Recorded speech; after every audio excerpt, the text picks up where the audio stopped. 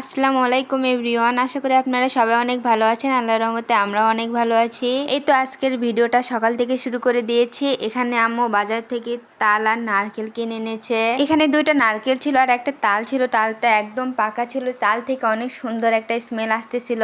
কিছুদিন পর ঢাকা থেকে আমার ছোট্ট বোনটা বেড়াতে আসবে, এজন্য আম্মু সবকিছু আগে থেকেই গুছিয়ে নিচ্ছিল, যাতে ওরা আসলে ওদেরকে আম্মু একটু সময় দিতে পারে। তাই আম্মু নারকেল কুড়িয়ে ফ্রিজে রেখে দেবে এবং তালটাও সেখানে ফ্রিজে রেখে দিবে। এগুলো আগে থেকে প্রসেস করে রাখলে একটু ভালো হয়, যাতে যখন যেটা বানাবে তখন সেটা নামিয়ে নিয়ে বানিয়ে নিলে হয়ে যায়। এতে বেশি সময় লাগে না, অল্প কিছুক্ষণের মধ্যেই পিঠা তৈরি হয়ে যায়। এই তো এখানে আমার আম্মু তালের খোসাটা ভালোভাবে ছাড়িয়ে নিচ্ছিল।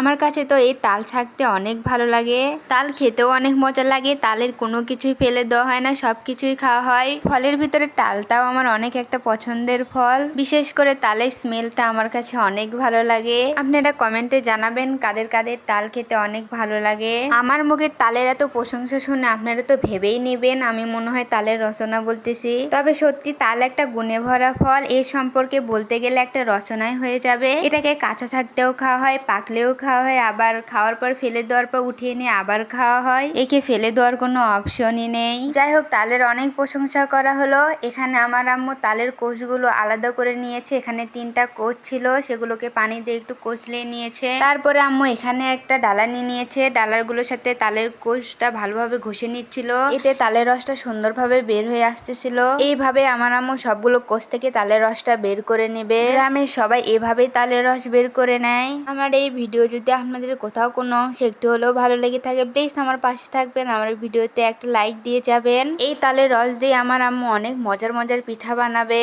এই তালের রস দিয়ে বেশ কয়েক পদের পিঠা বানানো যায়। আমার আম্মু অনেক রকমের পিঠা বানায় এই তালের রস দিয়ে। মায়ের হাতের পিঠা হলে তো কোনো কথাই হবে না। 4-5 দিনের জন্য বাবার বাড়িতে বেড়াতে এসে অনেক দিন থাকা হয়ে গেল। দেশের এই পরিস্থিতির জন্য ঘর থেকে বেরই হওয়া যায়নি। মাঝখানে আমাদের দেশের পরিস্থিতিটা খুবই বাজে ছিল, অনেক নিষ্পাপ প্রাণ চলে গেছে।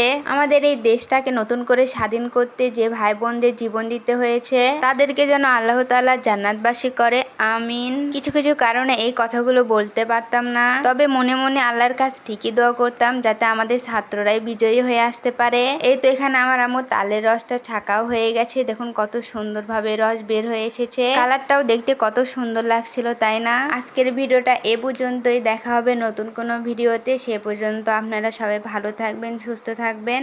আল্লাহ হাফেজ।